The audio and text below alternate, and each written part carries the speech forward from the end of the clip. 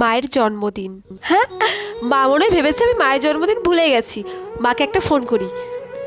Hello মা, বলছি দেখো তো টেবিলের উপরে একটা অঙ্ক বই আছে, আমি ভুলে গেছি, নিয়ে এসো, আমি নিচেই আছি। ঠিক আছে, তুই একটু ধর। হ্যাঁ ধরছি।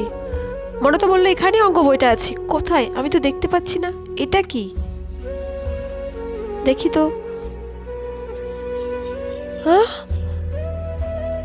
চাদর? কিরে, অঙ্ক বই তো খুঁজে পেলাম না, এই চাদরটা কার? তুমি কি ভাবলে আমি তোমার জন্মদিন ভুলে গেছি? হ্যাপি বার্থডে মা। তুই তাহলে আমার জন্মদিন ভুলিসনি? তুমি তাড়াতাড়ি রেডি হয়ে এসো, আমি কলেজ টলেজ কোথাও যাচ্ছি না, আজ তোমাকে নিয়ে আমি ঘুরতে যাব। আচ্ছা তুই একটু দাঁড়া, আমি তো রেডি আছি, আমি এক্ষুনি আসছি। ঠিক আছে আসো। সত্যি শুধু মা বাবা নয়, সন্তানরাও তার মা বাবাকে খুব ভালোবাসে।